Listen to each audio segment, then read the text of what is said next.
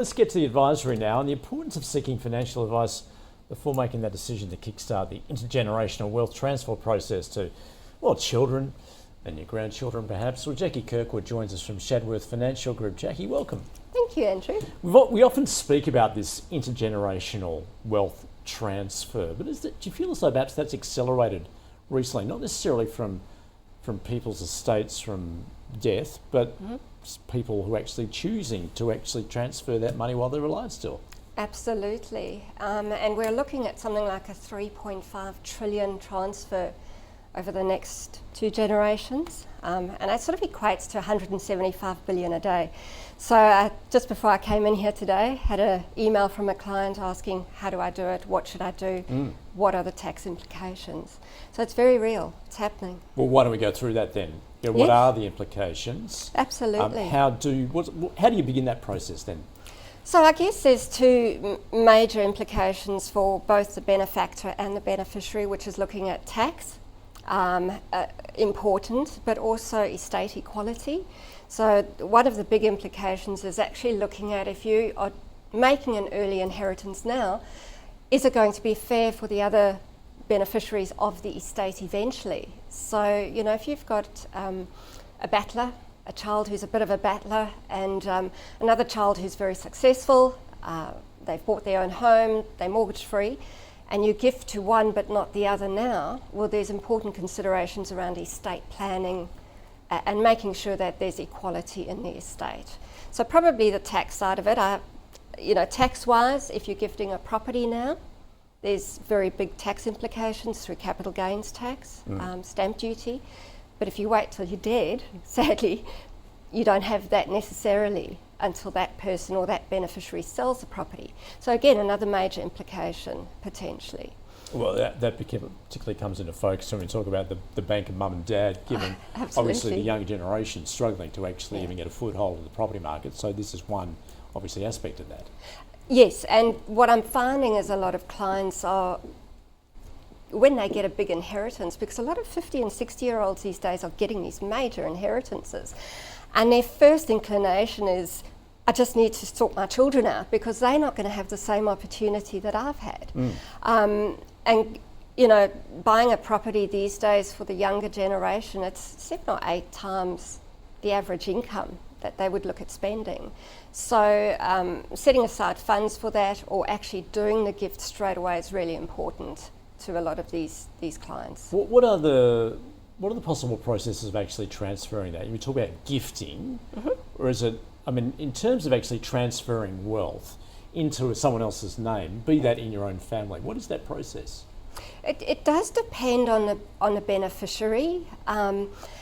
And, you know, you look at if you're a young adult, and if you receive a large sum of money, it's perhaps not appropriate. Your values around money haven't really developed properly yet. So it may be giving you access to certain assets, like a property, for example, where you can stay rent-free or on minimal rent and still learn the value of money. So it could be that way. For a lot of parents, I find just finding a property and actually paying for the property is a big thing. It could be setting up certain investments for grandchildren. So using things like investment bonds, for example, which have become very popular with grandparents, setting aside funds for younger children that they may need when they're 20 or 25. So there are various ways you can do it. And I guess you could also make that decision whether you actually do gift your children money, for instance, or you set it up as a loan, perhaps. Very good point, Andrew, and something I talk to my clients about is seeking legal advice around that. So, you know, you can do a straight, here's the money, or you can actually say, well, I'm giving this to you as a loan. It may be interest-free. You could charge minimal interest on it. Important there to get legal advice so that your estate is correctly set up, because if you pass away and you've gifted or loaned that money, the will has to reflect that as well. Well, and again, there are also tax implications for that as well. Absolutely, yes. You talk about equality, if you like, and I imagine this can cause a rift within any family. because you want to seem to be fair, but that's not easy, is it? No, it's not easy. And as I said to you before, you've got some clients who may have 3 children they want to give to, and I've seen some pretty big inheritances come through in the last 2 years or so. One in particular I'm looking at the moment where there's a vulnerable beneficiary. So, the 2 children who are well set up will get the money now. The other one can't, because they may be open to being, taken advantage of, and probably not appropriate for them. So how do you make that equal? And using the will can be, using life sort of trusts can actually work as well. So having a protective trust for somebody who's actually vulnerable. And you need to take into account the age, because it's all very well to give to children or perhaps loan them money, but they need to be mature about it too, don't they? So whether you're talking about 18, is that too young? 24? I mean, how do you actually make that choice? I think everyone's different, so there's different levels of maturity. But certainly, that early inheritance syndrome becomes probably more prevalent when you're gifting to that younger generation, where it becomes an entitlement or an expectation, rather than, later on when children are in their sort of 40s maybe, more able to handle and more mature and able to handle that level of wealth.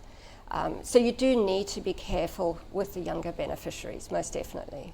And when you make these decisions to pass on your wealth, or at least transfer part of it, what are the impacts potentially on a pension? Very good question. So,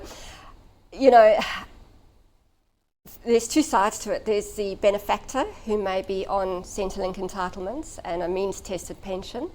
On the other side, it could actually be the beneficiary. So in some cases, you may have a beneficiary on a disability support pension, for example. You go and gift a large sum of money to them, that's going to impact their entitlement. Somebody on youth allowance. We're seeing a fair bit of clients who are wanting to give but not actually understanding you're not going to have the benefit of that money once it's gifted, but your Centrelink entitlements may actually reduce as well. I mean, it's such a difficult path to navigate. I guess that goes to the point you really need to seek financial advice. You absolutely do, and you need to look after yourself as well. No point gifting now, and the cost of aged care has recently just increased, as we've seen with recent legislation. Look after yourself first before you actually look after your family. And that's what I tell my clients. It's all very well gifting now, but just make sure that you've actually set enough aside for your own for your own aged care down the track. No point having to ask for the money back at that point, because you may not be supported.